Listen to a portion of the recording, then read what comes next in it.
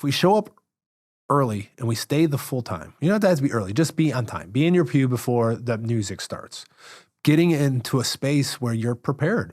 Like, are you doing prayers beforehand? Or are you just, just like anything. It's like if you show up, that you got the ACT, you're about to take a hard test, and you show up, you're hungover, you're running late, you didn't eat breakfast, and you show up, because we're already fasting. How'd you know I took the ACTs? And then you show up and you were running late. Yeah. And how is your performance going to be? It's like, but, this shouldn't be performance-based, but this should be grace-based.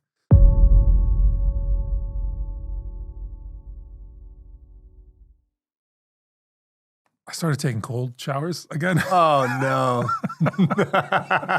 Here we go. You starting Exodus 90 or what? I'm not, even though they just reached out to us. They're doing the push because Lent's coming up. Yeah. But I've been trying to make time for fitness, like make time for health. Yeah. It's so easy between working at the church, being a dad, life responsibilities. That's the first thing that always goes for me is my personal health. And so I'm like, no, I got to make time for this because if I want to be the best that I can be at church for my family, I got to take care of myself. Yeah. It's not selfish. That's what I feel like. I go to the gym and I feel guilty that, you should be doing something else. Should be doing something else. I should be at home with the kids. I should be helping the wife. There's another email to answer. There's another person to call. There's, whatever it is. But so I started doing, started regimented, back in the gym, feels great. Watching what I'm eating, feels great. Brought in the cold shower, so consistently for the last 3 weeks. Been doing it for 3 weeks? Oh yeah, I've been going every day. Not every day, about 4 days a week. And what's the length of how long you're staying? I'm like 5 minutes. 5 minutes? Yeah. Wow. And the coldest I can get the water to go before it shuts off. You got that knob. Coldest I can get it to go before it shuts off. I mean, the whole house hears me.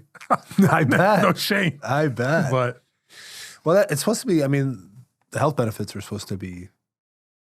I love it, dude. It's supposed to be awesome for, brown fat and, just obviously waking you up. But it's supposed to, I also heard it said the main thing, if you want to lose fat, it's one of the best things to do because the way that your body temperature, core temperature has to change so much, you're burning so much What's calories? Calories it's a unit of heat. Mm-hmm. So it's measuring heat. So when it makes sense that your body's so cold, it has to raise its core body temperature to get up. So you're going to burn all the calories. That's why Michael Phelps, when he was always swimming in the pool, it was so cold, he'd have to eat 10,000 calories a day just to not lose weight. Because that's how much his body was burning, not from only swimming, for being in the cold water for so long that his body was burning so much because it had to raise his temperature. So that's some of the health stuff. But it's all the rage. That's a benefit. I like it for the immune. It's supposed to boost your immune system, especially as we get into the cold months. Yeah. But just you get like a dopamine kick. You get on a high. When you get out of the shower. Doing hard things. Yeah, life is good. And doing the hard thing, like to be able to say like, I did it. I don't want to do it. It sucks. I put it off. Yeah. I listen to music. I fidget around. It's like, but that's not my thing. Yeah, no, I'll jump in and do it. I avoided the Exodus 90 just because I didn't want to do the cold showers. Have you done cold showers? I did it for like 2 weeks, 3 weeks, but not 5 minutes. What I was doing was turning the shower on, and my bathroom's upstairs, so it takes a little bit longer for it to warm up. I'm like, all right, so I'm going to jump in as soon as I turn on the water, and then I'll just wait until it turns warm. Sure. So then I have that, it's going to be warm soon kind of a way to get me through it, but it's like a minute or something like that. But yeah, I've since stopped. No, I probably should though. See, but because I know you do hard things. Yes. That's what I like about it the most.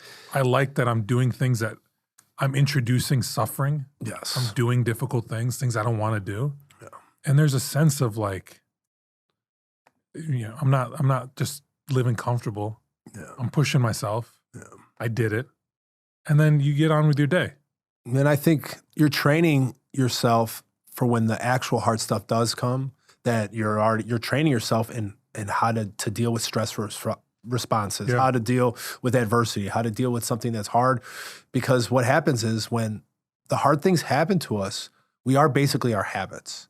Because when something bad happens, it's like instinct. It's like Fulton Sheen says, crisis doesn't, prove character, it reveals it. Mm-hmm. It's like when everything else is stripped away, the only thing that's left is at the core of who you are, who your habits, what kind of person you are when no one's looking, or when there's a crisis. It's like, okay, well, there's a fire. Are you the one running away or are you running into the building? Mm-hmm. It's like you had to have those kind of trainings. That's why cops and firemen, they have tons of training to prepare themselves for that, because naturally our bodies, our biological systems want to help us survive. So everything in us is like, run. It's like, no, you got to train, no, run the other way. And the same with our spiritual life. It's like,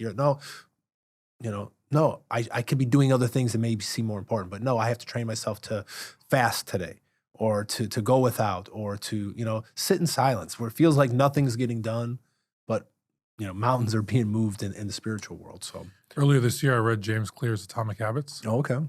And it's one of those things where it's like, I knew that, but he states it in such a way that it brings clarity to it. It's so important for us to form habits, to be intentional in the habits that we want to form, or else if we just go through life on cruise, then we're going to default to habits that we don't necessarily want to acquire, which then shape our character, shape the way we conduct ourselves. And so to be intentional in habits, what he points out is just 1% changes that you have to make. Yeah. And that's what develops habits, because it's that 1% over time that begins to form the way you think and the way you act. Yeah. The way you deal with stress, the way you respond to others, the way you respond to to the thoughts within yourself even. And so small things like doing a cold shower, learning how to fast, starting incrementally, I'm going to just make this one change and I'm going to stick to it. I'm going to do it enough times that I'm going to adapt to it. I'm going to add another 1% change, small thing. Yeah. Well, people don't realize, 1%, it doesn't sound like it's a big deal. But when you look at it like a ship on the ocean, if you move like 1 degree, well, it's like compound interest, right? Exactly. You start with $1, but over time, you begin to reap the benefits of it, because as you exercise it, it begins to add on itself. Yes. Right? Yeah, and doing hard things allows you to do harder things after that. It's like you have to first do the easy things. Well, what's the saying that, if you want to do something that's impossible, first start with the things that are possible, and then do those well. And then it's like, you have to first do those things first. It's like with prayer. If you want to eventually get to a point where you're going to pray all the time, you have to pray a specific time. You got to set this up. But the call that they're calling us to, St. Paul in Thessalonians, pray without ceasing all the time. Okay, well, I'm not there yet, maybe, where I can pray, with my thoughts and in my breathing, and all day long I'm praying all the time. Okay, but can you pray when you first get up? Can you pray at lunchtime? That the church is, the genius of Catholicism is, well, we have the liturgy of the hours. Okay, we got breakfast prayer, we got afternoon prayer, we got evening prayer, we got night prayer, we got all these different prayers, because we live in the world. We live with hours. So it's like, if you want to eventually build up to being like a cloistered monk or nun where you're praying all day, well, first start with, can you pray 5 minutes a day, 10 minutes a day, and then you build up. And that's what hard things do. Yeah. Start with the 5 minutes. Don't say, well, I can't pray all day. Okay, probably not.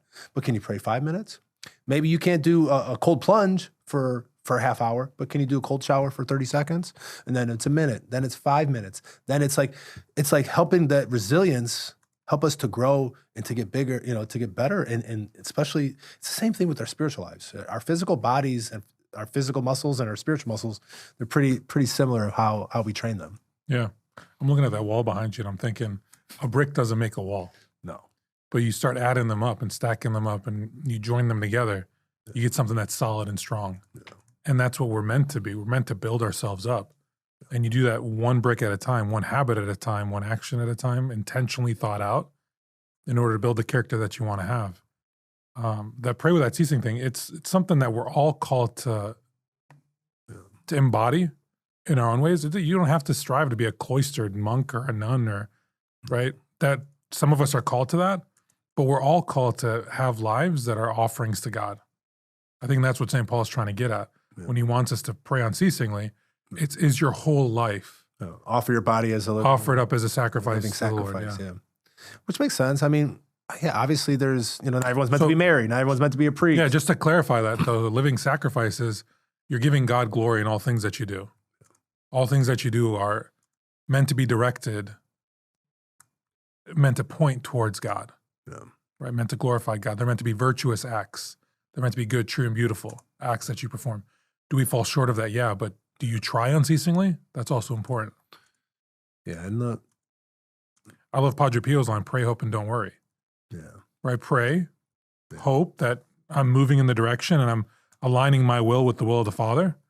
And then don't worry if you fall short, because if you're continuing to get back on the horse, then eventually you're going to be aligned. And that's why we have things like purgatory, even in the afterlife, right? Where this alignment, it continues to happen.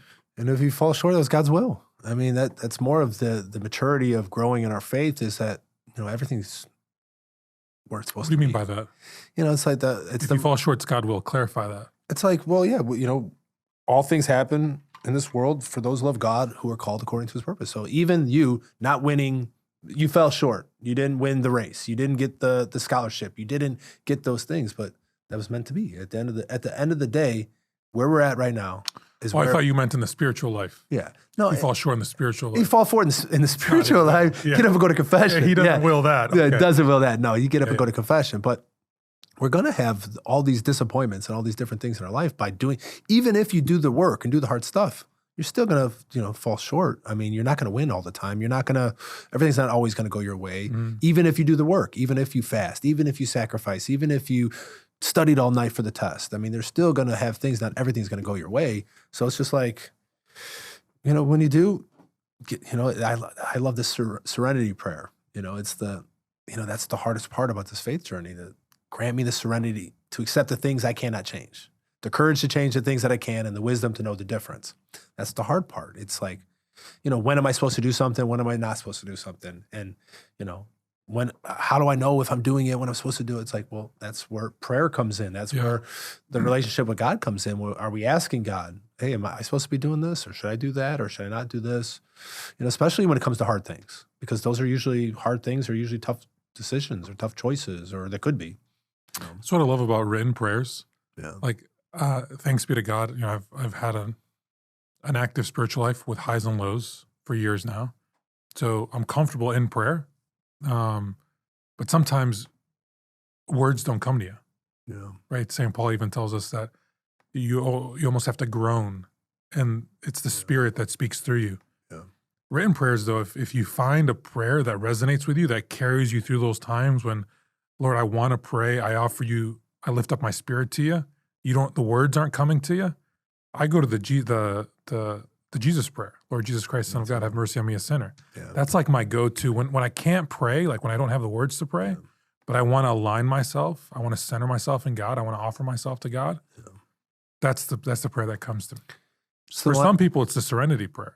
I mean, serenity prayer is some people the AA prayer of people who in the 12-step program and stuff like that, but it's used for just daily life. I mean, Sure. I really use it.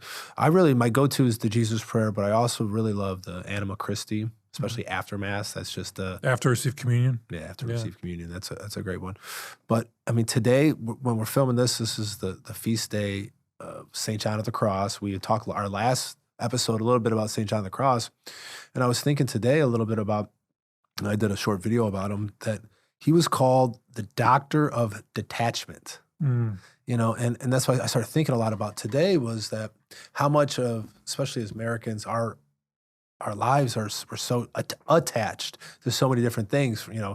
I know my cell phone, it's like I can't go too long without my cell phone, or just different, comfort things that we like, or whatever it is that, his point was that we need to detach ourselves of the worldly things if we're going to attach ourselves to God. That if God emptied himself out, how can we not expect ourselves to empty ourselves out to make room for God to fill us up? Yeah. And that's what so much of this time of year is, that we're filling ourselves up with stuff or material stuff instead of silence, solitude, prayer, letting go of a lot of these stresses and all these things in the holiday, and trying to make more room for God to so St. John the Cross is one of those mystics and those saints that really makes us think about how we're approaching the spiritual life, for sure.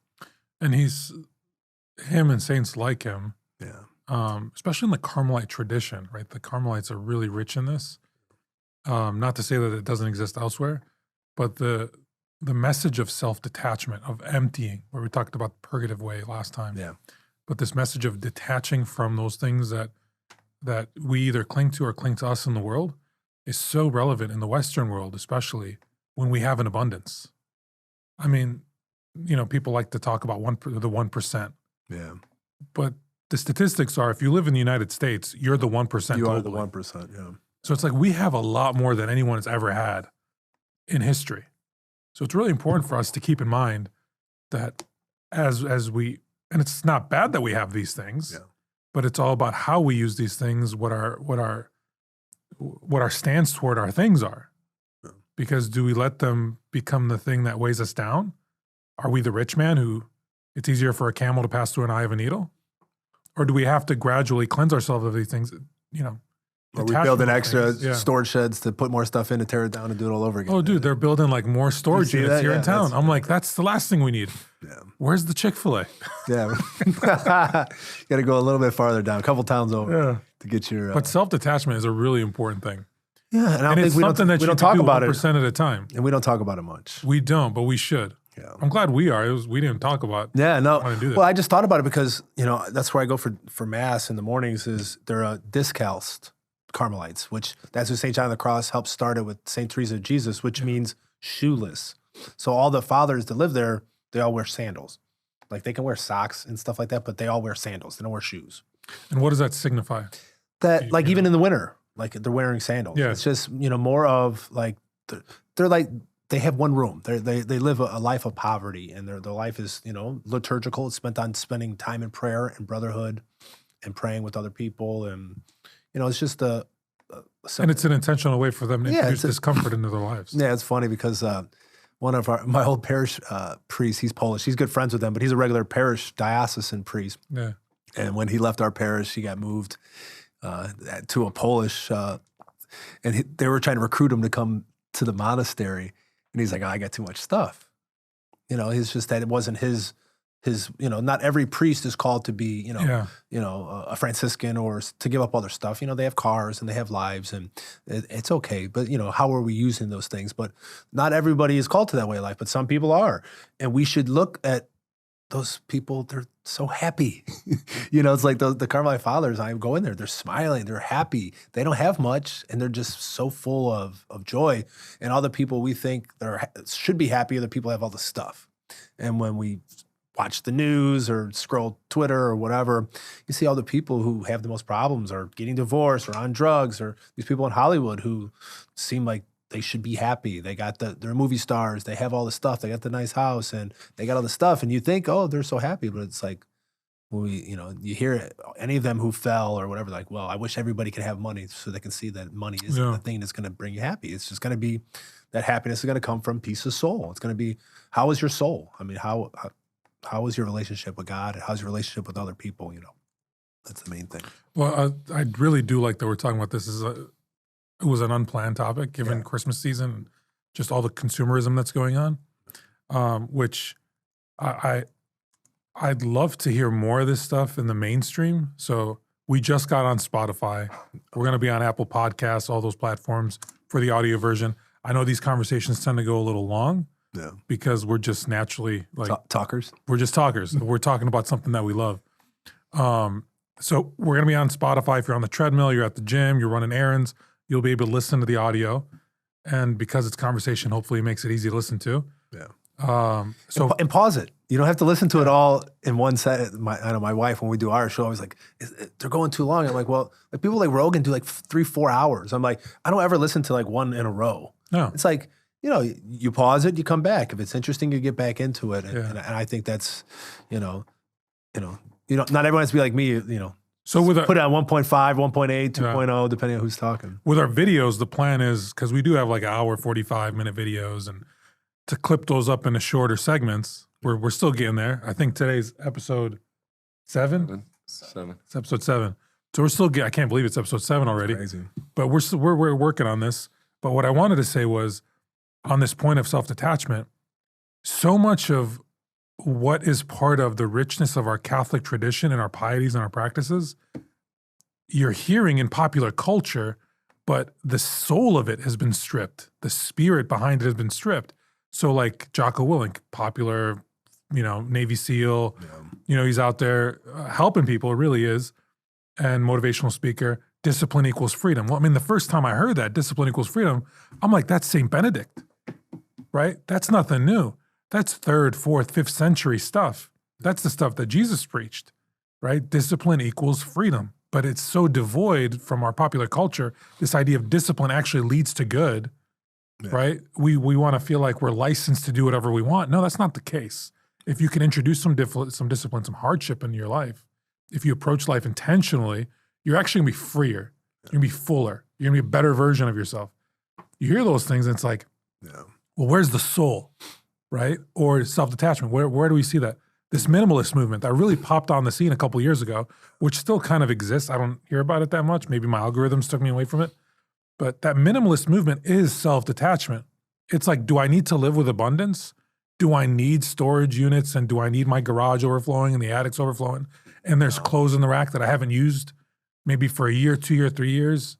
Do I need boxes of clothes that I don't even open? No. Like, do I need all this stuff? Well, that's self-detachment. What's that? The line from Fight Club, the things you own end up owning you. It's like we end up being like, most people are in credit card debt and they're buying things on credit and they don't even own them. They're buying things that they haven't even had enough money to pay for. Then they're just stacking them and they're obviously not using them.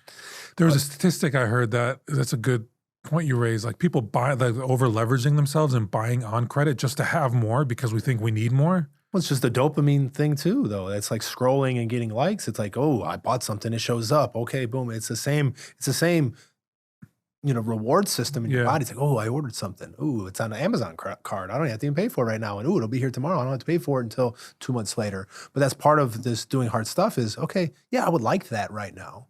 But is it smart? Is it prudent?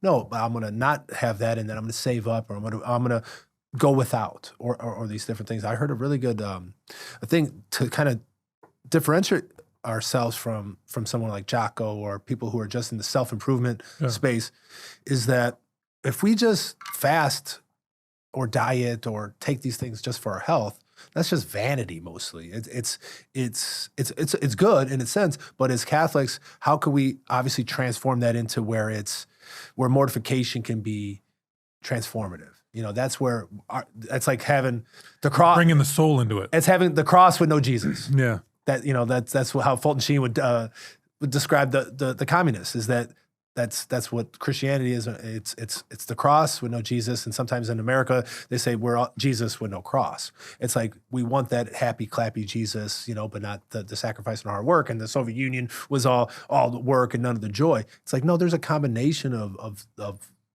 the both. It's like we need to do those hard things, but to do it with the spirit of uniting it with Jesus on the cross, and to make it spiritual, that it's not just about vanity or losing weight, which is good in itself, but as the byproduct, not the original intent of doing it. Mm-hmm. Well, to go back to the beginning, those cold plunges, cold showers, like they're getting really popular. Yes. But when I'm doing it, I'm thinking of, and it sounds silly, but it's not, freeing souls from purgatory. Yeah. Right? I'm thinking like, if I'm in here, I'm praying Our Fathers, Hail Marys, Glory Bees, and I'm seriously offering up, Lord, this sucks. Yeah. I don't want to do this. It's freezing outside. The house is cold. It's early in the morning. Last thing I want to do is turn on this cold water, but to you be the glory, right? That's it. Don't waste your suffering. Yeah, and just give it up. No, it's hard to understand people on the outside looking in of like, how does that change it? Like, it's still underneath the cold. You're still cold, but like, we're too materialistic to see, like, because I've noticed differences when I've done hard things without doing that, and then hard things when I unite those to the cross. There's a strength that comes. Yes, that's what I was getting at. Yeah, when you do the thing without opening it up to grace, without inviting Christ into it, it's different. Because once you do open that door, I love the image of Jesus knocking at the door of our hearts. When you do open that door, a strength and a serenity comes that is undescribable, and that's otherworldly. Your mindset changes, your commitment in your heart, it's steeled up, and you're able to get through it in a way that I didn't know I had within me. Right. Yeah. You find that, second, third win sometimes. Yeah. And I like St. Francis de Sales, his advice from the introduction to the devout life, which is ask, offer, accept. So whatever hard thing that you may do, cold shower, working out, or going to deal with someone you don't want to deal with, or it doesn't have to be exercise per se. No, having to do chemo treatments. Anything that's right, anything that you really don't want to do that doesn't involve your ego, basically, is ask first God to be with you. Like, Lord, acknowledging he's here everywhere all the time, but acknowledge him, inviting him in. Lord, be with me in this time that's going to be hard. Offer it up to God. Hey, Lord, I'm offering this up to you for people who don't have running water, or for somebody who's suffering, or somebody who's on my heart. And then, Lord, whatever your will, whatever happens, I'm going to accept that. I mean, it's a simple process. It's a ask, offer, accept, and whatever happens, okay, it is what it is. But we can do that with everything we do, from the moment from when we wake up to whatever that we're doing, but especially with the hard things, because it helps us, the grace to get through the hard things. More than like listen to a podcast or something like that. That does help, but I mean, extraordinary grace, I think it will help us a little bit more. Yeah. So originally, I think we wanted to talk a little bit about the Mass. I don't know how we went a lot of our self-improvement talk. Yeah, right. We go, but we wanted to talk about the Mass, especially this time of year. A lot more people start to show up around Christmas time that normally don't go to Mass, start showing up for Mass. So some of the things that take place at Mass that we, in our own opinions, things that we think shouldn't happen at Mass, or things that maybe that we don't prefer per se. And the first one, which was nice because our pastor actually brought it up a few months ago, which was the clapping at Mass. Now, not clapping along with the music, but clapping for people during the Holy Mass. And that was a big contention. I know my wife, that was a thing she would always like give me one of those. Like, she hated, like, whatever. I know it's like little kids are singing. Is she giving you an elbow because you are clapping? No, because she was like, yeah, see, I'm telling you, like one of those things, like she just, she's old school when it comes to that. But it's like, the kids choir singing, like, of course you want to clap, or it was a beautiful song, or the homily was great. And it's like, that's how we say, right on. But that's how we acknowledge something. That's how we acknowledge things. However, we're also at Mass. Mass isn't about the people. As great as people are, it's about God. So I like that, that's, unless it's like, okay, hey guys, give him a round of applause, and kind of separate, like a separate space, like at the end, how kind of once in a while he does it. But I loved, so St. Benedict writes on this, and he says, Pope Benedict 16th. Hopefully soon to be saint.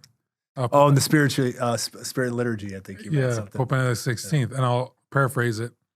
I don't have the quote in front of me, but he says, when we clap in the liturgy, we turn the liturgy into a form of entertainment. So, in other words, when you clap at Mass, you're turning the Mass, or what's happened at Mass, into a spectacle, into a form of entertainment. Yeah. And it takes away from the spirit of the Mass and why we're all assembled together in that moment. Yeah. I remember, so I had the blessing and the privilege to be at his last Mass as Pope, his last public Mass at least, St. Peter's Basilica, and it was right before his final a blessing, like closing blessing to the Mass. So we'd all receive communion, everybody's back, post-communion hymn is concluded, he's about to give the blessing, and then the St. Peter's Basilica just erupts with applause. And it's like standing ovation, it goes for a couple minutes. I mean, it's just, you can imagine, right? This is the Pope's last Mass. And he just stood there. I mean, I'm sure you could watch it on YouTube if you look up the Pope's last Mass. He just stood there, and just a little smile on his face. And he let it happen. He didn't interrupt it. But his line was so poignant. He said, "Let us return to prayer." Yeah. So it's like in that moment, he acknowledged, like, what we just did, it took us out of it. I want to invite us back into it. He gave his blessing, and then, Mass continued as it would. When those moments happen, you're right. It's because we usually want to acknowledge our appreciation, our love, our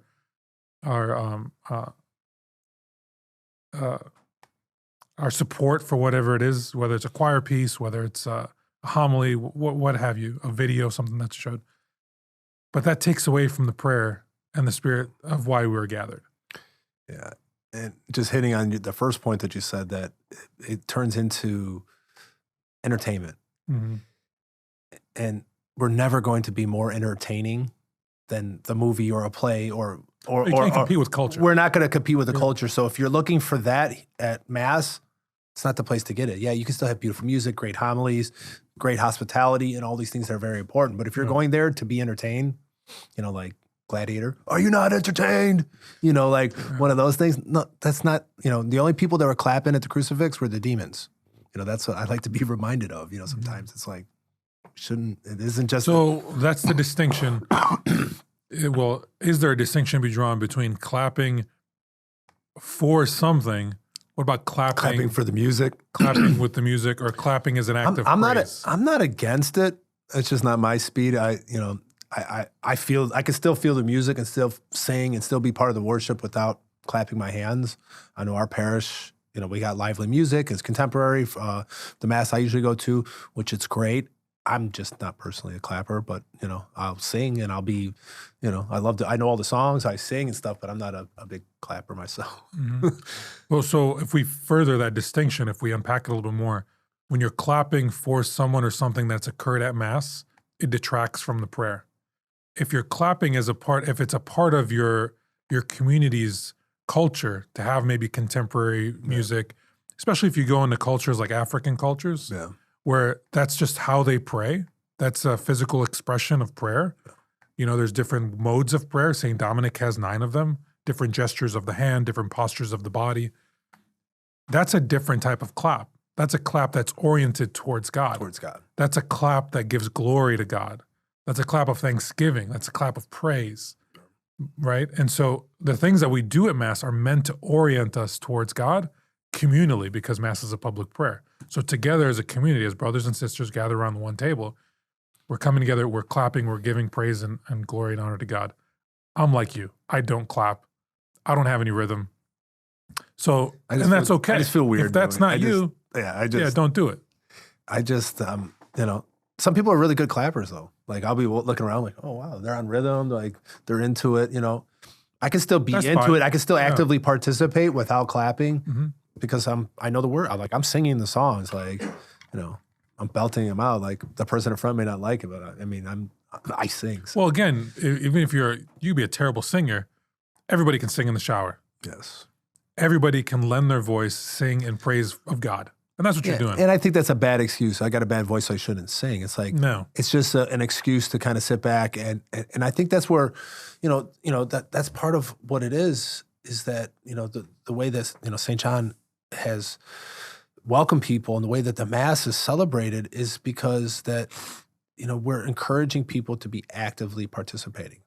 Everyone can do that in a different way, but like Father says, sitting like this is not being active. And that goes for anything. If I'm having a conversation with you and I'm sitting like this, what message does this send to you?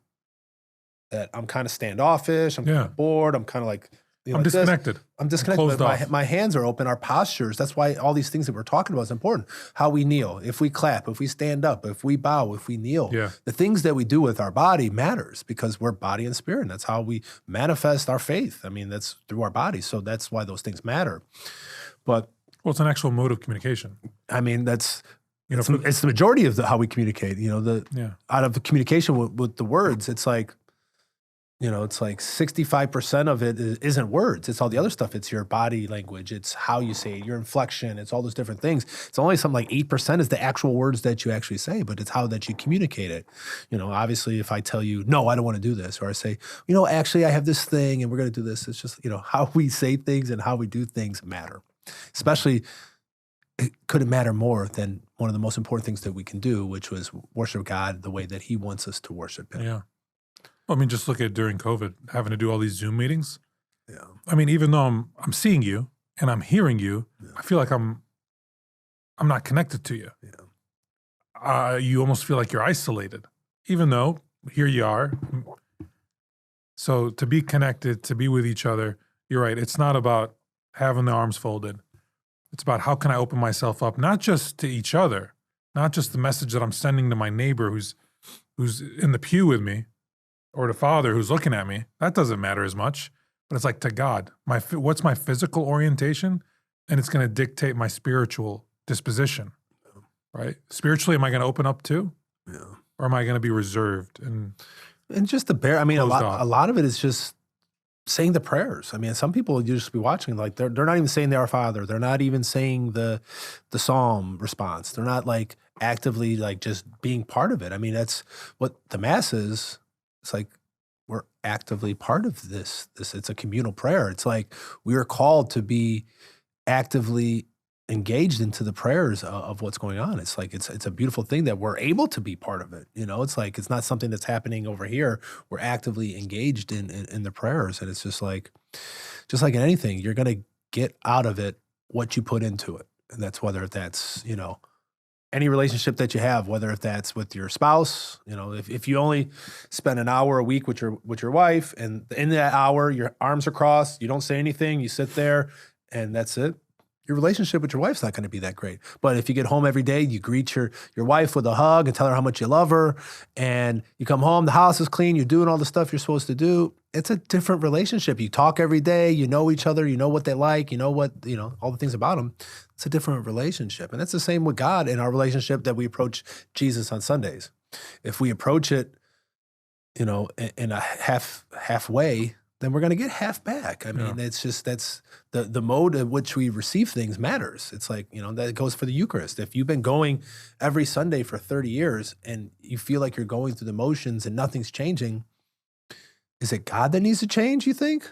Or is it you, maybe, the mode, the which way that you are approaching God? It's something maybe to think about, because God doesn't change. Mm-hmm. I mean, it's open 100% of the time, 24/7, all the time. God's available. I mean, he doesn't change. It's us. What changes is our experience of God. Yes. Yeah. So what are some of the things that bother you? Bother me a mess? Yeah. Do you really want to poke at that? Well, because it's funny, because your other show is like hospitality, which is great. We should be able to have both. We should talking about discipleship? Yeah. We're supposed to have hey, these are the things what we want to do. These are the things that we probably shouldn't do. And this is not just to poke fun at people or to discourage anybody, but just to know, like, especially if you haven't been to church in a while. Yeah. Or, hey, you're maybe new to this. These are just some housekeeping type stuff, like, hey, you probably shouldn't do these things, or maybe you should do those. Well, it's not like the philosophical mode of thinking. You can know something by two ways. Yes. Via negativa, what it is not. Via positiva, what it is. And so it is healthy to know, like, this is what you don't do at Mass, so to get a fuller experience of Mass. So, I mean, there's a couple things that I could really talk about. The thing that gets me is, so this is in no particular order. What we're not supposed to do at Mass is be territorial. Yeah. Okay. So what does that mean? This is my pew. This is my pew. This is where I go. This is where I park. This is my routine when I come to church, because I'm coming to church to experience God. And this is what I have to do, right, to preserve the integrity of this experience. Yeah. That's not a good thing. I have to say these prayers before Mass.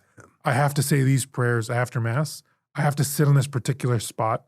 It's almost superstitious, almost. Some of it. I think if I could say anything with surety, it's that Jesus doesn't like pharisaical rigidity. And so what do I mean by that? He doesn't like adherence to law that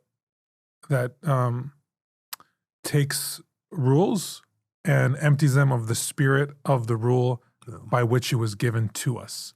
Yeah. So there's reasons why we do things, but if you take that and you make that the end-all be-all without the spirit of why that rule was put in place, he doesn't like that. Like, it's clear in the Gospels time and time again. So you don't go to Mass because it's your prayer. You go to Mass to join the community in the public prayer. Mass is the public worship of the church. It's the public prayer of the church. It's the highest form of prayer that we as a community can offer to God. And so when you go, how do you go? What sort of disposition do you have?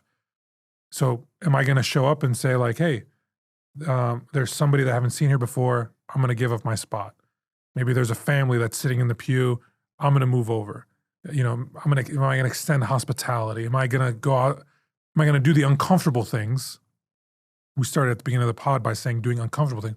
Am I going to do uncomfortable things that are actually for the good of the experience, not just of myself, but of others? Like, if I walked in and Jesus was sitting in this spot, how would I treat him?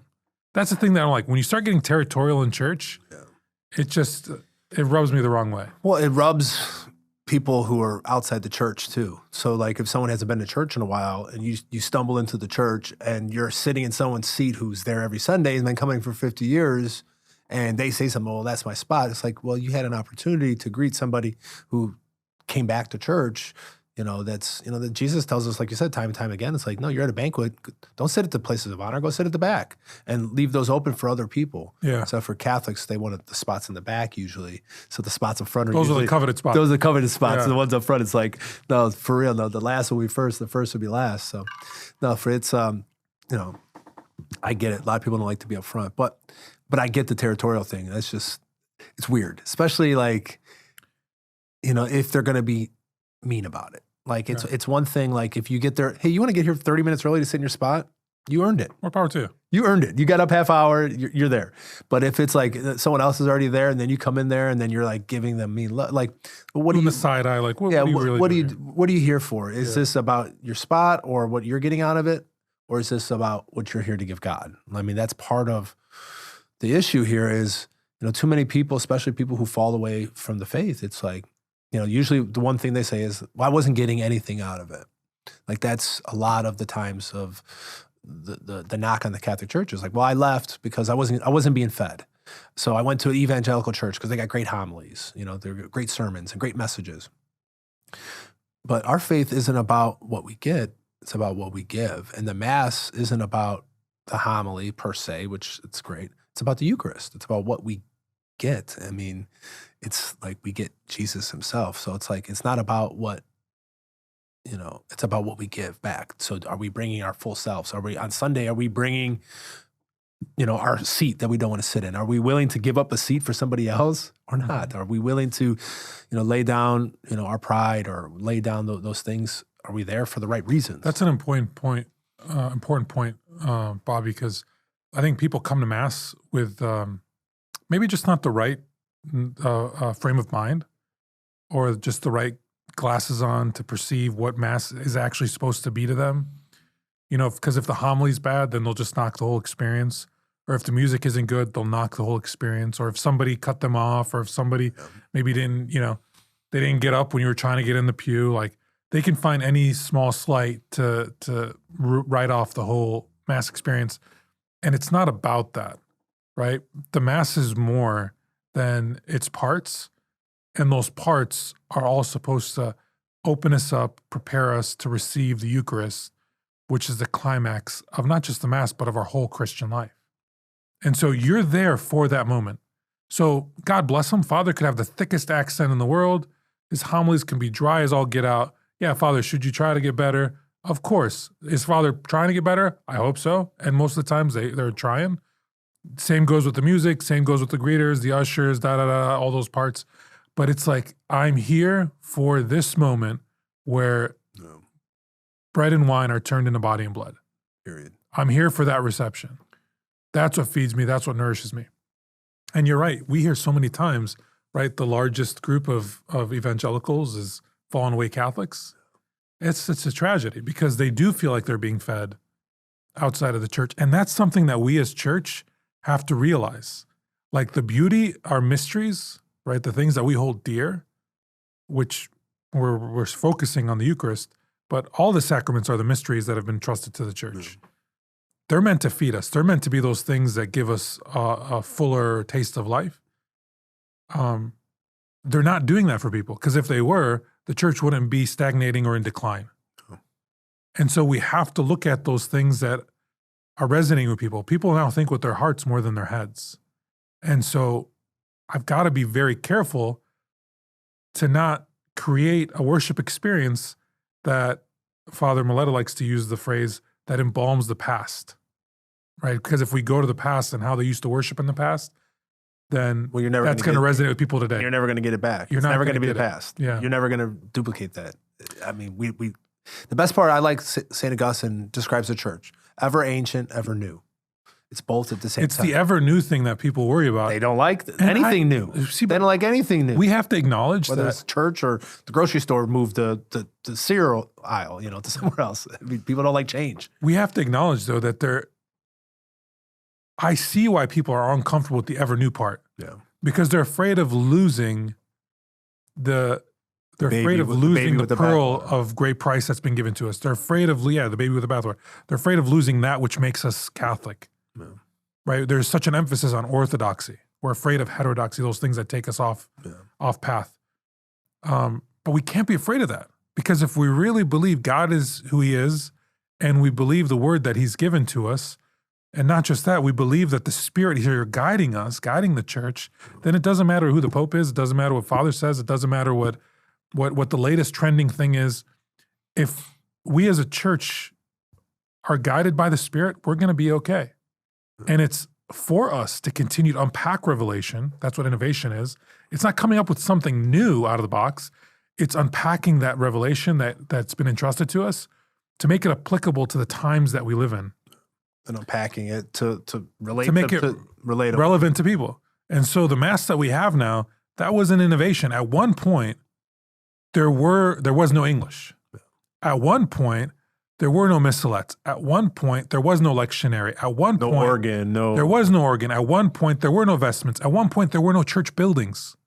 And so everything we have and hold dear is an innovation. As ever new. Yeah. And that's okay. Yeah. And I think that we hit about it on the last point was that what matters is... I didn't realize that this was a trigger for me. It's all right. That's all right. Is that decaf in there or you got regular? It's decaf. Okay. I was watching, so my mom's Orthodox. She raised Orthodox. So I grew up in the Orthodox Church. I love the Orthodox Church. I love Byzantine traditions. I love icons. I love all that stuff, the richness of it all. It's like Pope John Paul, right? The church is meant to be breathed through two lungs. Two lungs, yeah. The East and the West. And so when you get exposed to it, they've preserved a mystery and a sacredness and a ritualism that we don't have in the West, which I hope we could regain. We kind of lost sight of that, especially in America with the development of the church in the last 50, 70 years. But what I don't like is, again, going back to this hyper rigidity where it's got to be this way, and any deviation from it is heresy. No. Any deviation from it is an affront to the pureness of the faith. No. That just gets me going, because it's like, no, then you're placing church above the Spirit that the Father sent, that Jesus sent. Yeah, and I think too, I think Jesus answers this question with, when he's on the Mount Transfiguration, who does he have on both of his sides? The law, the prophets, Elijah and Moses. Yeah. So you have both. You need both. You need the law, which is as rigid as can be. It's written in stone. Yeah. It's not changing. It's rigid. But then you have the prophets, somebody like Elijah who's calling people for repentance or to change things, or this is corrupt, this needs to change. You need that dynamic between the both, because if, like you said, if it's just rigid, if it's just Pharisees, and if it's only the way we always have done things, then it can turn into stone. That's the trap. It can be so ossified where it doesn't want to ever move, change, or give a little bit. And I get, like what you said, people are worried about, especially when it comes to dogmas and doctrines or these things that we hold firm to that shouldn't change ever. They're not going to change. So it's a lot of the things outside of the church walls, how we approach the environment, how do we approach immigration reform, how do we approach people who are divorced, how do we approach different things where more practical versus the dogma and the doctrine things. But I think, like you said, a lot of it has to do with how do we approach it. One of the things that really bothers me is when people leave right after communion. If that's when you come to Mass that, I can see once in a while people do have things and they're busy and that, okay. It does happen. But really, you're getting like 3 to 5 minutes maybe, and you're trying to beat the rush out of the parking lot. But is that the right disposition to bring to church? Not only setting the example, Father Mileto likes to always say to the children that, we always call it the Judas shuffle. The first one to leave after communion was Judas. That's why I tell my son, it's like, no, you stay for the final blessing, and it's just respectful. It's like, we're the guests. We come in. Jesus, the priest hasn't even, processed out yet, and you're racing him out. So if we come in and with the attitude of hurry up and get it over with, or I need to hurry up and go, and like we've already failed, because we're already and that goes with anything. It's like you show up to your daughter's recital and you're like, hurry up and get it over with. No, you're not going to enjoy it. You're not going to appreciate your daughter playing the violin. Or, hey, you know what? I'm on a date with my wife. Oh, I can't hurry up, wait to get home and watch a football game. Yeah. No, it's just a bad disposition to go into it. But if I go into it like knowing that, like, hey, I got DVR, so I'll go and watch it when I want to watch it, like one of those situations. And I'm going to give you 100% of my attention. I'm even going to leave my phone in the car because I'm going to give you 100% of my attention. That's what we do at Mass. We get so much of the week, distractions 24/7. We get an hour straight with no phones to sit there and just put all of our attention on God. And some people don't want to do an hour. It's like, I'm going to do 55 minutes. I'm going to quickly, but I'm happy that Father, is kind of shaming people and calling them out because it is setting a bad example. He's not, I wouldn't say shaming. Not shaming, but challenging people. He's challenging you. He's holding a higher standard of the way that it should be and not be, It goes to the self-detachment thing. Yeah. Like you have to detach from that thing which you think takes priority over completing this act of worship that you obviously have said is important because you took the time to not only just come here, to wake up on a Sunday, to get dressed, to get the family ready, to make it out to church. Like it has some value and importance. See it through, right? And so that's the challenge. Detach from those things that you think are pulling you away. There could be sometimes where it's legitimate, but you have to really question yourself. Like, is it a priority that I pick up these 5 minutes? Are these 5 minutes really going to change my morning? And I think then the other thing I think would be on the other end, is on the front end, is that, if you're coming to spend time with the Lord, you probably should come at least on time. I'm so guilty of this. Yeah, I was going to say, I'm like the opposite. I'm like the, like super early. Like my wife is always like, you Fredricksons, you guys are always so early. Like my brothers will show up like an hour early before the party starts. Or like, we're always early. Like I'm at least 15, 20 minutes early everywhere I go, no matter what. Yeah. But, for me, when I'm rushed, I don't feel right. Like I don't want to be rushing to church and like, hurry up, kids, get in the car, running. We're screaming and yelling. It's like by the time I walk in, it's just like it's like a rat race. You get there, it's like, see, that's where you and I are two different people. Yeah, I'm way different because I never feel rushed. Oh, see, no, see, I don't get anxious. I don't get because we've talked about this before. How we talk about the show? Yeah, you actually get anxious. I do. Like so I just set it up. I'm loving life. I'm enjoying. No, not. I'm soaking in moments. I'm like, all right, kids, let's go. Whatever. All right, yeah. No, I get up. I get up early, so that's my thing. So Same. I just get up early. I just leave early. But it's a battle. When you got a family, you got to get the kids, and this one's hair is not brushed. This one's not wearing what they're supposed to be wearing. They can't find the shoes, and those are the wrong shoes, and but at the end of the day, I could wake up 15 minutes earlier. I could be, in a position, because like for me, obviously not everybody is where I'm at, and I understand that, but I'm trying to lay out some of the best practices of what's worked for me. And for me, when I walk into Mass on Sunday, I've already contemplated and read the readings.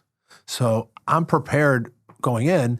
That's just like we said with anything, is what you put into it is what you're going to get out into it. So if I go into Mass and I've read all the readings already, and I'm prepared when I get there that in anticipation that God wants to speak something to me during the Mass. That's how I approach Mass, that he personally wants me there for a reason. And he wants to give me insight on what I'm supposed to be doing for the week. Which we do that in other areas of life. We do that in our activities. If you're going to cook, you actually think about, okay, these are the things that I need. Of course. This is where I'm going to get them from. I'm going to look up maybe a variation to an ingredient. I know what bowls I need, what utensils, like all that forethought you put into it, so that when you get to cooking, you're not having I got to run to the store again. I forgot this. I didn't have this. Yes. This didn't turn out right. So that intentionality that you put into something really, bears fruit when you're actually in the midst of what that thing is. So you're going to put thought into Mass, that when you go to Mass, it's going to be even more richer of an experience. Well, I think too, it's like, what's more important? We put so much time and effort into things that really don't matter. Like, my wife, God bless her, like every gift that she gives, she puts so much thought into like every little detail about it and this and that. And that's her thing. Her love language is gift giving. It's not mine. It's not yours? It's not mine. Definitely not mine. But are you a service guy? Acts of service? No, I don't know what my thing is. My thing is, I don't know what it is. It's not giving. It's not giving gifts. I'll put it that way. It's loving them, I guess. I don't know. In the way that they want to be loved, I guess. Okay. But gifts, it's like, to me, that's like, It's like Christmas. Okay, yeah, gifts are important, but is it the most important thing? But I get it. The right gifts, it is nice. But I guess my point was how come we don't put more emphasis into how important preparation for Mass is? It's like there's no preparation. Most people, if you ask, you poll 100 Catholics, out of the 100, how many people did anything before they show up to Mass to prepare for the Mass? What do you think the number would be out of 100? You know, that'd be cool if we started that. We should put a mailing list together and just send out a weekly email, like a Mass prep email. Yeah. With readings and like a reflection that people can have before Mass. Why not? I mean, if we're going to be purposely Catholic, we have to do things intentionally. We have to be purposeful about it. We have to think about it. And so for me, what I do, I bought Word on Fire has a book from Peter Kraft. I actually bought Father Declan one last year. There's three cycles, A, B, and C for the readings, and it's the readings and then like a reflection. So then I've already read the readings, read a reflection, usually read a couple different ones. And then when I get to Mass, I bring like a Mass journal. So when I'm listening to the readings, I already know what the readings are. I already wrote them down in my book, but I think it would be easier, like you said, to have like an email. Like I already have it printed up. I have like a book, a journal. And then I'm like, okay, God, what do you want? What I always write on the top. What's God trying to say? Okay, so I read the readings, I'm listening. And then something, just like when you're doing Lectio, something will stand out from, and you don't know why. Why did, out of the 150 words in the first reading, why did those two jump out at me? Maybe that's God trying to talk to me. So then I think about it, I pray about it. Like, God, what are you trying to say about this? And think about it. I'll write it down. And then it's weird how those things stick out for a reason. Sure. And then just do the whole thing. Then like the Psalm, something else would jump out. I'll just write a little note or something. And then the Gospel, something from the homily.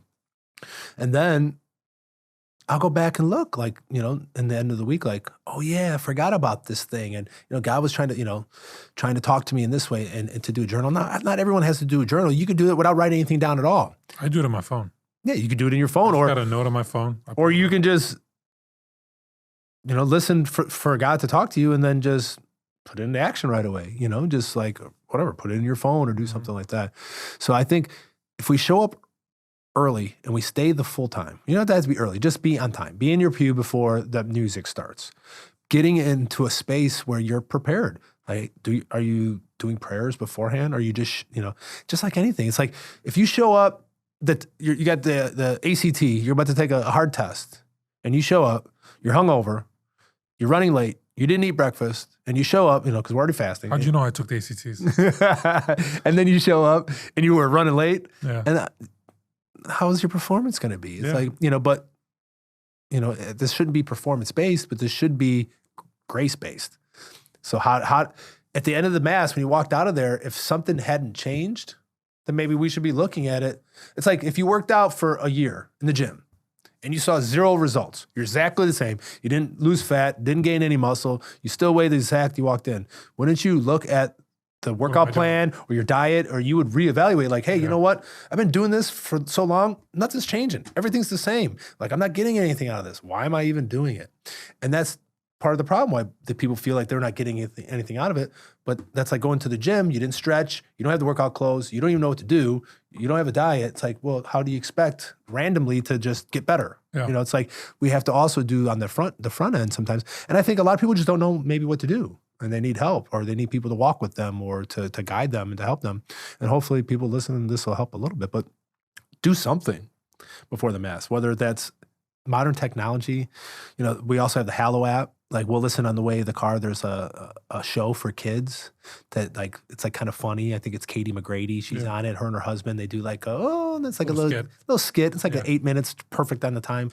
And then the kids, you know, are like, oh, okay, this is what's going on. Or, hey, you know, in the car on the way home, we're talking about the readings or trying to get more out of it. If you want to get more out of it, you're going to have to put more into it. Mm-hmm. What else are some things that get your craw? Get you real, or what they say, that really grinds my gears.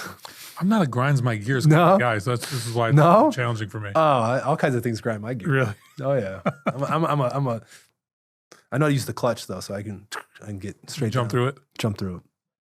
What was one of the other ones that was bothering me? Oh, the sick. We were talking about when people are sick.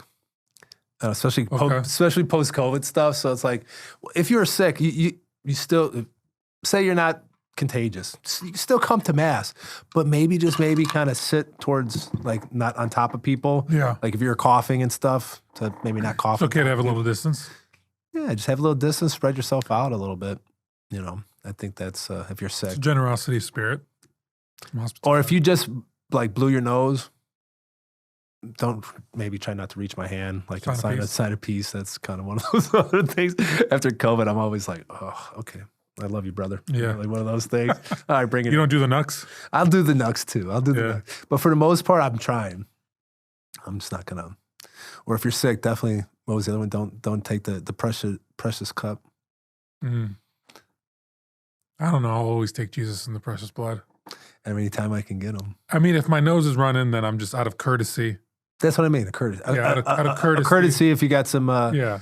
You know. Because I've received the fullness in the body. Yes. Right. Yes. The cup just adds to the blessing. Yes. Not just, but it does. Well, isn't it? It's crazy because, like in the morning when I do daily mass, and when I serve, I get the cup. But every single time after I get the cup, when I go to pray, it's different because it obviously it's alcohol. It's still there. It's a little bit, but just God. What kind of gulp are you taking? A decent size one, a decent size one. But it always gives me like, it warms my body. Like it gives like, that's why God used wine. Why else would he use that? He could have just used water. Could have just used bread and water. Why wine? Well, because obviously, I mean, all throughout the Old Testament, it's like, it's for good. It's like all throughout Sirach, it talks about it. Like, well, wine's good in moderation. It's a good thing. He made 120. Wine's an offering of the fruit of the earth. Exactly. Right? That's literally what we say. But it does give you a little extra kick at the prayer. At least for me, it's like I feel like an overwhelming feeling. Plus of the. It's actually more alcoholic because it's pure. Yeah. It's more pure than just your regular wine table. You know. Well, there's parameters for what the wine needs to be. It's 11% alcohol. Yeah. See. So it's not like this 5-6% stuff that you get at home on the usual. Exactly. And there's something to it. Like every if you're time. taking glugs like Bobby does, more blood. Those prayers are gonna be really. Well, I got to be careful because like I won't lie. One time, like the Eucharist, extraordinary Eucharist minister like spilled a little of the wine. I saw it, not from me, but I just seen it. Yeah. I'm like, oh man, what am I gonna do? What am I gonna do? What did you do? I didn't use my tongue, but I just went down. Did you really? I did. Oh yeah, wow. It bothered me. I went right after mass, went straight to the spot. I seen it, went down, got on my hands and knees. Oh yeah. Where were you? Here. This is like 2 years ago. Yeah, but, oh, man, yeah. Yeah, I don't know what what you're supposed to do is go get a purificator. Yeah. And then you put in a purificator, then the purificator goes in a bottle, in a bowl of water. Yeah, but it was like good for you. Yeah, it was on the ground. You don't want people to step on it. Yeah, I mean. Well, another thing. So if I'm going to talk about something that bothers me at Mass, having too many Eucharistic ministers, extraordinary ministers of Holy Communion. And there's a reason why we're called extraordinary, because the priest is the ordinary, a deacon is the ordinary minister of communion. That I think that's been used a little too liberally, especially in Western churches and American churches in particular. I think if you can go to, if you're rushing out of church and you're going to a breakfast place and you're willing to wait 45 minutes for a table just to have some scrambled eggs and some bacon. You can wait an extra 5 minutes. You can wait a couple extra minutes to receive communion, right, from Father, from a deacon. Not that I don't. I'll go to extraordinary ministers. I mean, I agree. A lot of times, though, what it does is it just causes confusion sometimes. I mean, sometimes, like most churches, though, it's like it's too many. It's like most Catholic churches aren't like busting at the seams where it's like, okay, we need to bring in 10, bring them all in. It's like, but not all parishes have multiple deacons either, which is nice. I just think use prudence, use judgment, discretion. Use it discretion, and I prefer obviously priest than deacon than the extraordinary ministers. I prefer to go. I receive on the tongue, so it's like I try to go to the clergy. That's where understanding the rule and the spirit of the rule is so important. Because we break out into tribes so easily. You've got a tribe that says, no, you should never have extraordinary ministers of Holy Communion, that it should always be a priest or a deacon. And then you have others that say, well, there's nothing wrong with it. And like they want more extraordinary ministers of Holy. It's like use discernment, use discretion, understand why the church is allowed for it, right? Because in circumstances that dictate it, if there's only maybe one priest, if there's no priest, if there's no support, deacons to the priest, if the congregation is large enough, if the assembly is large enough, and it warrants it, it's a pastoral necessity. Yeah. So the church allows us to do that. But when you're right, if it's being used excessively, that... To save 2 minutes. Yeah. It's like, it could be excessive. Well, especially too, it's like there's something to... And then when I receive from a priest or a Yes. deacon, especially after COVID, it took me a while to get back to, because different places are doing it differently. I'll receive on the tongue. There's just something about receiving on the tongue versus receiving in the hand, which that could be a whole conversation by itself. If it's a priest or a deacon, I'll receive on the tongue for a couple reasons. I mean, when it's a priest, he's my spiritual father, and that is a form of me humbling myself before God and actually allowing Father to feed me, to nourish me spiritually, right? Amen. Yeah. Through the body and blood of Christ. So I'll receive on the tongue. But if it's not father or deacon, I won't receive on the tongue from an extraordinary minister, mainly because they're not trained on how to do it. The last thing I want to see is Jesus fall on the floor, right? To your story. Yeah. Precious blood drip on the floor, the Eucharist to fall on the floor. Father, I mean, he knows, he's been doing it a while. Yeah. It takes a certain flick of the... I do have another funny story. So what would you do in this situation? So I just received Jesus. That's not funny. I'm just laughing now thinking about it. But then I sneezed. And part of Jesus went out of my nose. Oh, no. Into my hand. Did you lick it? Of course I had. I had. Oh, can you guys clip that up as a short? I had to. It was like one of the worst timing sneezes of all time. See, because you can you'll do that and you'll get some, but to see it and to make the decision. Well, there's nothing worse than that feeling like when you sneeze and like something actually gets shot out that's not like. I'm just picturing like food. Like if you ever have food and you sneeze and it comes out of your nose. Yeah. Yeah, it's like I'm just picturing Jesus looking at you like, oh, don't do it, Bobby. Don't do it. Oh. I mean, what else would you do in that situation? That's the only purificator. That's the only option I had. Put in a bowl of water. Back into the back at it. Yeah. So that's what I would have done. I would have tissue, and then you put the tissue in a bowl of water, it dissolves. I'm sorry, I'm not. You're a lot older than I am. I just went for it. Yeah. Yeah, that's a bold move. Yeah. The other thing that, really, the thing about the Mass is that we should definitely always, our parish does a great job of this, is making it a welcoming environment for kids and families. Mm-hmm. Our parish is a lot of families, so it's just normal to hear babies crying and, but there are those, I've been to parishes where all of a sudden you see a baby's crying and someone's like, giving them dirty looks or giving the it's one thing if their baby's going crazy, okay, you can stand up. You don't have to necessarily do the cry rooms. But there is some on both sides to try to keep it at a minimum. And if it gets real bad, to take a step up and bounce on the babies and stuff like that. But as far as the people that are in the pews, to make those people feel so comfortable, the opposite, because it's so hard for especially young families to come together to, the struggles that we're talking about getting to Mass. Now you get smaller kids, you're getting everyone together, eating and getting it out the door, getting them in there. And then you sit down and then one's crying, one's got to go to the bathroom, one's dropping Cheerios, one's doing this. And then the people in front of you are giving you a hard time, like you're inconveniencing them. That's like the worst feeling, especially that's like the opposite of hospitality, because it was so hard enough just to get there. It's like you had to do everything to not lose your stuff to get there. And then you get there and then people are giving you a dirty look. I've heard some horror stories from people who've fallen away because of feeling not welcome because they got a bunch of screaming kids. Yeah. I've raised 2 kids so far, thanks be to God. Never once can I think of I've ever been embarrassed. And my kids have done stuff that make you red in the face at Mass. It's like, I could be anywhere right now, but I'm raising the next generation of Catholics. And so I'll get angry. Like, I'll get upset. Like, why are you acting the way you act? Like, you know better. But to actually be embarrassed, that hasn't happened. And fortunately, I've never run into a situation where somebody's made me uncomfortable. Yeah. Most of the time, you'll see like the little side-eye thing. But you're right. To go out of our way to help and to recognize, like, those parents are doing what they ought to be doing. Or to take it to really another step is to encourage them.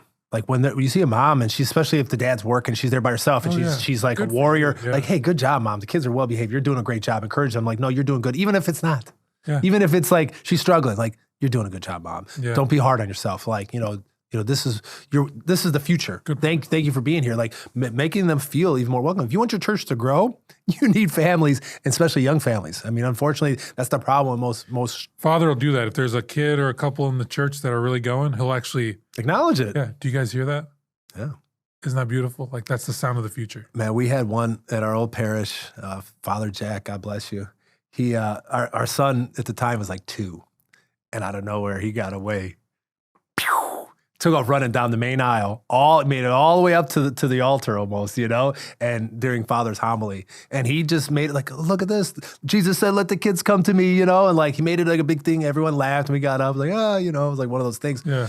But that could have easily went the wrong way. Like, I can't believe you let your kid just run around, like, because that is some people's experience, and we should just be cognizant of that. What do you think of kids running around in church when mass isn't going on? I don't like that either. Yeah, so tell me, what do you think? Well, obviously the church is supposed to be a sacred space for people to pray, even when the mass is not going on. Yeah. We're blessed enough to have a nice-sized narthex. I tell my kids don't even run in there. As much as they want to run after mass, they want to, they see their friends from school, they want to run. Nobody's in church. No one's in church. It's you and your kid.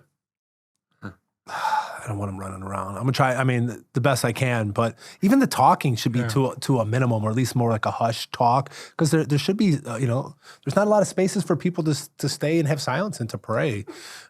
They have other spaces for people to talk. Yeah. That's such a cultural thing, because if you go to Hispanic churches, it's like they'll tell you, I'm in my father's house. Like it's very normal. It's like they're going home.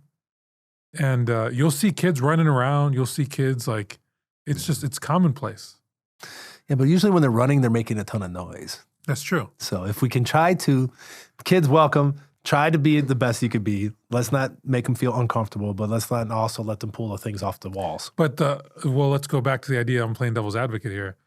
If this is the time for common prayer, there's times for personal prayer. Yeah. You can go to an adoration chapel. Sure. You can come to church when it's not community time. There's a place you go into your room, close the door. Your father knows what you're doing when you do it in secret. So again, we've gathered as a family in our Father's house. The kids are going to act like kids. Let the children come to me. Yeah. It's not my house. If the kids, you don't want them playing tag and going crazy, but if they are, they're playing and there's nothing going on, they're not disturbing anybody, I can't see why not. Yeah. I just try to tell my kids to be under control. You want your kids to be little rascals, go for it, but me, I'm going to try to at least pull them out. Because some people are going to stay behind and pray. Some people want to pray the rosary. Some people want to just sit there and be with God, because let's just be honest, most of the churches aren't open. You can't just walk into the church and just go personal pray. That's just not a reality. We're blessed to have a perpetual adoration chapel. We could do that. But unfortunately, you can't just walk up to off a street and just go to any church and walk in when you want to go pray anymore. So there's really not a whole lot of time where people go to church to pray per se anymore. So I don't know, maybe I get some grace in there on both ends. Yeah. But what do you think about the before Mass? What's that? Like before Mass starts and everyone starts coming in, and all of a sudden it's social hour instead of people preparing for Mass to pray. Well, I think that's why most churches are built to have room for socializing. Because again, the community is gathering. There's spaces to visit, and there's spaces to center and to enter into what we're about to do together. Yeah. And so the narthex, the foyer, the greeting hall, whatever you call it, that's a space to visit. And it's right that we do that. We're supposed to check in on each other and how you guys doing, maybe people that you only see on Sunday, or, that's where you do that. Yeah. But when you go into church, and before Mass in particular, it goes back to what you're saying about preparation. I'm going to allow myself to just kind of quiet my mind, quiet my heart, quiet my body, so that I can get ready. No. I'm not just running in here. I'm not mindlessly coming in. I'm quieting myself in order to enter into the worship experience. So I don't like seeing visiting happening in the church body. No. And even after Mass, I don't like to see visiting happening right away. Especially because we have such a nice narthex. There's couches, there's coffee and donuts. It's a huge space. It's a space that's meant for that. It's like, I'm not going to be a Pharisee about it, but no, but it's not a preferred place for people to sit there and talk, because especially if there's someone there praying, especially if you see someone there still praying, it's like, okay, let's walk over to it. It's big. Let's walk way over here. I can't help. I'll get like a split second thought. Like if I'm, because I like saying a prayer of thanksgiving after Mass. I do the anima after communion, and then I'll do a prayer of thanksgiving after Mass. With the kids, that happens. Sometimes it does, sometimes it doesn't. But if you're in a moment of prayer, somebody will come actually nudge you. Especially after communion. It's like, okay. It's weird. Yeah, it's just. It's kind of like personal.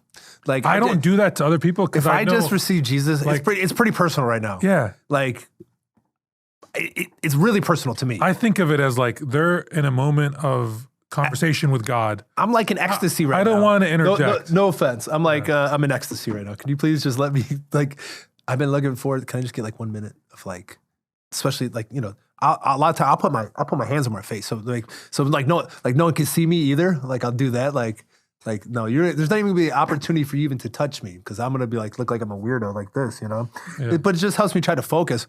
And we have been a lot lately too, is they're doing a better job of being a little intentional after communion to have some silence. I think that's a big deal, at least for me, because we have those stages, prayer, meditation, and then like contemplation. Mm-hmm. You can't get to that spot of contemplation where it's just about you and God, where there's no talking. It's just me focusing on God.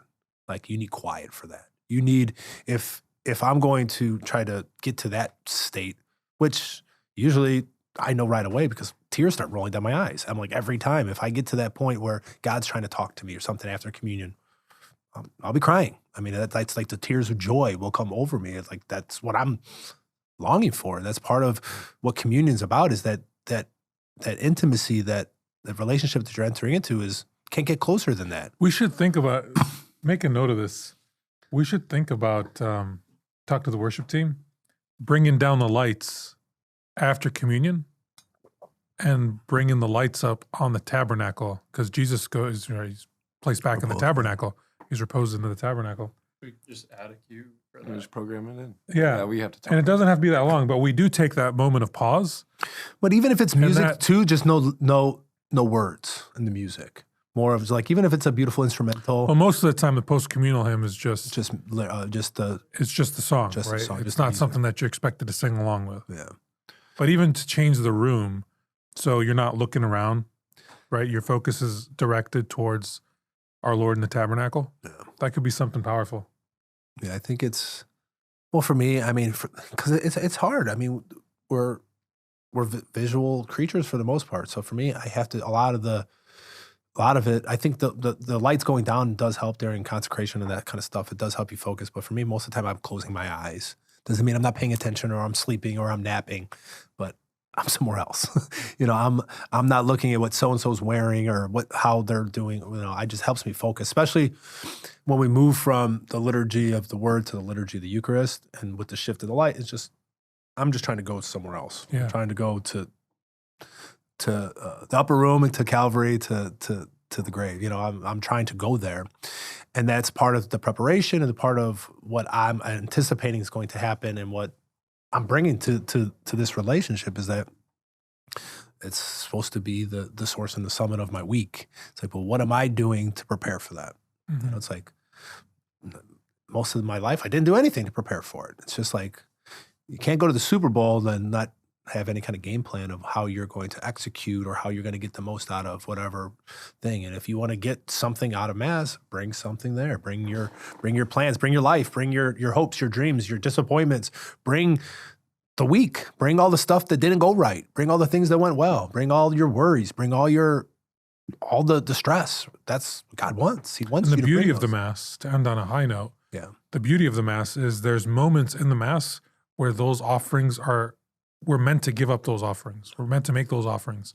Yeah. When the basket goes by, it's not just an offering of our financial contribution. No. It's an act of worship.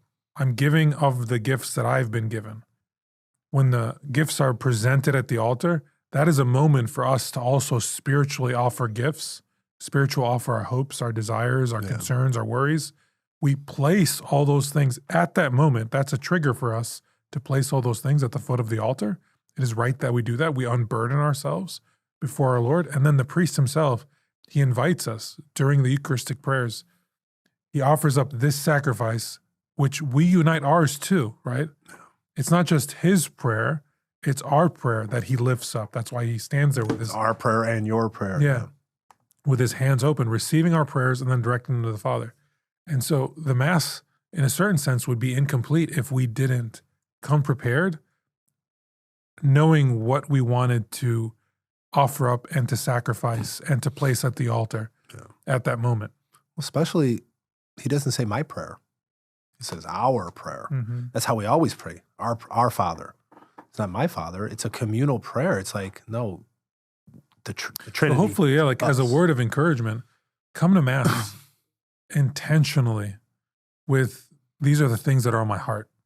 These are the joys that I have. These are the sorrows that I have. Jesus, I want to lay them at your feet, at your altar. I place them here before you.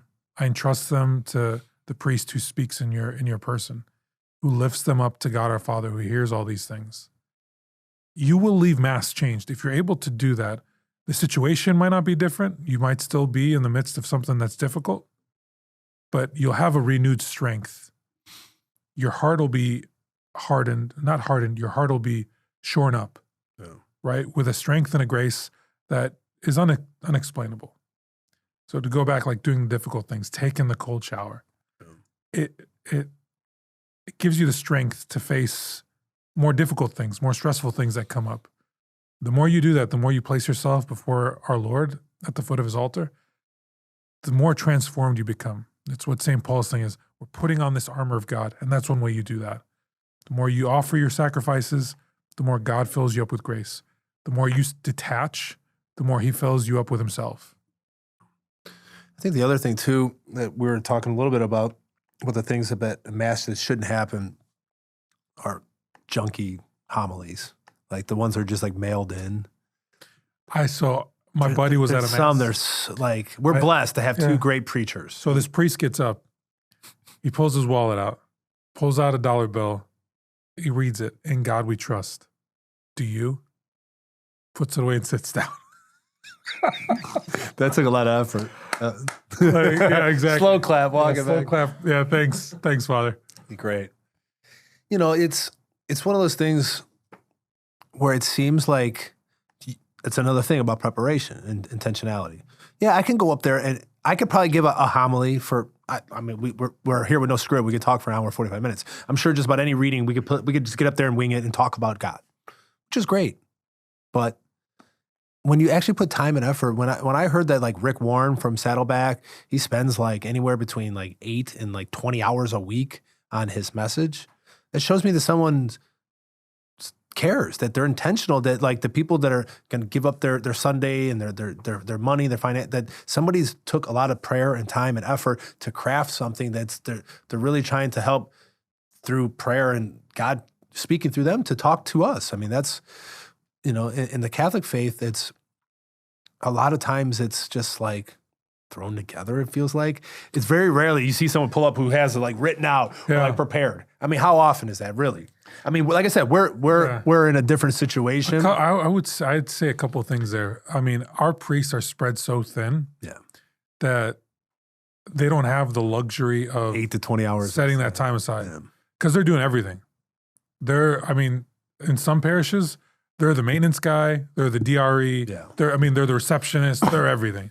And they've got 2 other parishes down the road, right? So it's like they're spread so thin they can't spend the time on it. Sometimes it's like Father just doesn't have the gift of public speaking. You got to acknowledge that. Yeah. Public speaking, it's also charism. It's a charism, right? It's something you could develop, but just some guys don't have it. And you got to acknowledge that, right? It's just not something that they've got. You know, you think about what it takes to produce a 30-minute sitcom. I mean, those are highly trained, well-compensated professionals, dozens of them in a room. They're storyboarding ideas. They're this, they're that, to put together a 30-minute engaging piece of entertainment. Yeah. We figure Father's got to do this every week. Oh. Like it's a lot. It's a lot. It's a lot to ask. But doesn't mean you don't try. Doesn't mean you don't set aside the time. You don't put in the effort. That's it. I think there, and we've read the books, and St. John's been working on these things for a long time. But that's what this divine renovation of why St. John's doing the things, because they're trying to have people who help work for the parish or PAs, pastoral associates, where we can free up the priests to do the things that they need to do primarily, which are the sacraments, visiting the sick and the dying, to have great messages, to be Jesus to other people, where they shouldn't have to be worrying about the boilers and insurance and these things, which is reality, which we know that. But I think you don't have to be a great public speaker to be able to prepare. Father Mike didn't start off being a great homilist. Like, I've been listening to his homilies for like 12 years. They've gotten so much better because he's been putting in the work. That's just like anything. You may not be good at prayer because you didn't put any time or effort in. To be better than 95% of the world in anything, it takes 100 hours. To be an expert takes 10,000 hours. There's somewhere in between 100 and 10,000 hours that should be the standard for some of those things. Yeah, and this is what I'll say to that. Grace builds on nature. Yeah.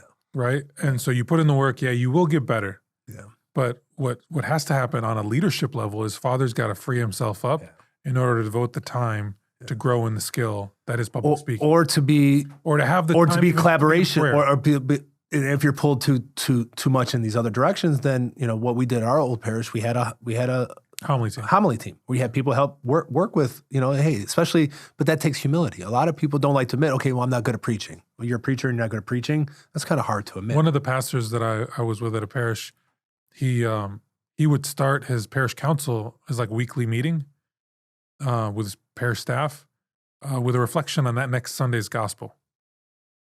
So they would do the readings and they would each kind of like Bible study, Lectio, this is what I heard, this is what I heard, this is what, and he was able to collect that as sources of inspiration when he was preparing that homily. Yeah. Oh yeah, this stood out.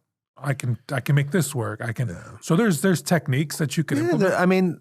There's all kinds of resources now. Like before, you had to make it up yourself. But there's so much content. There's so much content and stuff like that. Like I said, but it's more of what's important. Do you think it's that important or not for the people who are sitting in the church to hear maybe the only positive message about Jesus? Yeah, the readings are pulled out. They're out of context. They're not reading the whole gospel. It's like you get a snippet. You're getting these 3 separate readings, which are geniusly put there, but haven't been explained why this first reading's here, why the Psalm's here. Like it's genius of why the lectionary puts those readings in there. And very rarely do we ever get the reason why. I'm kind of like a nerd like that. Like I like the unpacking of like how they're connected and things like that. I'm not even asking for that. I'm just offering like basic like speech 101. Like you don't have to be like telling jokes. You don't have to do those things, but just enough where you put forth, like even if you read it. Yeah, I will say this though. Talk to some gifted preachers, Catholic priests. It's still hard, I'm sure. No, yeah, more often than not, they'll complain about the way that the missal's set up, the lectionary. Really? Yeah, how the readings. It's very difficult sometimes. Because you sit with them, I sit with them. Sometimes they just don't align at all. Yeah. Or they're not relevant to the season that we're in. Yeah. Does that mean you ignore them? I'm not going to go that. I'm not going to go that. But route. A lot of times, but there's always something that you can unpack because it's still God's word, right? Well, like I said, like get yourself a resource. There's like the one I read is one. There's tons of those where they help make those connections for you. Yeah. There's tons like My Daily Bread, or like I said, I'm doing this Food for a Soul. Or if you need help to do that, then it's part of being humble to know. Like every priest is going to have something that they're good at or not good at. Their strengths and their weaknesses. Maybe he's better at administration. Maybe he's more of an intercessor. Maybe he's more pastoral, or he's better speak. Everyone's going to trade off. But I'd rather be, a jack of all the trades, at least to know, just to be, somewhat serviceable enough where people aren't leaving the parish because they don't feel like they're getting any kind of, One of the cool things I like about Spotify, and you can do this on YouTube through comments, we can put questions to the episode. So with this episode, we'll put a question on there. How do you prepare for Mass? Okay. Because I like to hear, I'm always wanting to learn something new. And there's no right answer. No, that's the thing. But are you doing anything? That'd be a good question. Are you doing anything and what are you doing? Because I'd like to learn. I mean, if people are listening, watching this, which they are, and that goes into our relationships. I know my wife and I, we've had these conversations, and you have all these ideas and things you should do. Like for me and her, it's like, okay, we were doing these meetings, like for a marriage, like we should do like a weekly meeting and do check-ins and budget and kids. How long does that last? Lasts a couple weeks. But we still do like our podcast. So then we'll do check-ins like for that, like kind of more informally, but it's the same principle. It's like, well, do I want to have great communication with my wife? Okay. Yeah. Well, then I have to be intentional about it. Okay. We're gonna sit down, no phones. We're gonna sit down. We're gonna talk about, okay, what's going on this week? We do like mini meetings now. It's like we have all the food for the week, like all of our meals. She has all the meals planned out, all in the fridge. This is what we're going to eat, and we have a calendar of all the stuff that's going on. But I'm like, okay, well, what about where's the date for us, like me and you, to whatever date night or sit down or so, hey, when are we going to do the podcast? That's usually what I'm angling towards, but that's same with any relationship, whether that's God, your family, your job, your own self. When are you making the time? When you make the time, when are you going to be intentional about setting the goal? Well, what's the goal? Do you want to get to heaven? Yeah. Do you want to be a saint? Do you want to work on being the best version of yourself? I mean, ultimately, that's what it should be working towards. Speaking of time, so we're recording this. We're going to release this week. We're doing a Christmas episode next week. So we're talking about time. We're talking about Christmas, or we're talking about Mass. Come Christmas, let's clarify this for people. If you're Catholic, yes, then the fourth Sunday of Advent. Oh yeah. Is also Christmas Eve. Yeah. What does that mean? And we put out a video on our social media with Catherine, who's our you got to go twice, and you got to go twice on Sunday. Member. So you have to go twice. Saturday or you have to go for Sunday, and then you have to go for Christmas. So there's a couple ways, but know that as you're planning, right, for that weekend, I'm going to Mass twice. Yeah. And what does that mean? You're just getting a bunch of Jesus. You're getting more Jesus, and can never go bad. You can't go wrong with that.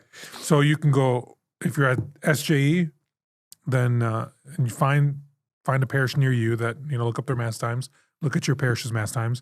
You go to the Saturday Vigil, and then any of the Sunday evening, which Christmas Masses, or Monday morning, or any of the Sunday Masses can count for Sunday, but then you have to go again for Christmas, or you can go on Christmas Day. So there's a lot of options, right? Which is nice. That's the best part about the Catholic Church. Yeah. Just like you pull up masstimes.org. It's like you can find that's a beautiful thing. It's like on Sundays, if we're traveling out of town, it's like, okay, well, I pull it up like, okay, we missed in the morning but there's a 4 o'clock, a 5 p.m., a 7 p.m. There's all kinds of different options where you can try to make it work. And you got to plan it out. You got to be intentional. Great. Want to wrap us up in a prayer? Yeah. In the name of the Father, Son, Holy Spirit. Amen. Come, Holy Spirit. Lord, we thank you for this time together, and we ask you to bless all those who are watching and listening. Help them to be filled with your Spirit. We ask for an increase in the way that we approach things that are important, our relationships with our family and our friends and coworkers, but most importantly, how we approach you, Lord. We pray for the grace to long to want to come prepared so that we can give our whole lives to you. We ask this through Jesus Christ our Lord. Amen. In the name of the Father, Son, Holy Spirit. All right. Thanks a lot. God bless.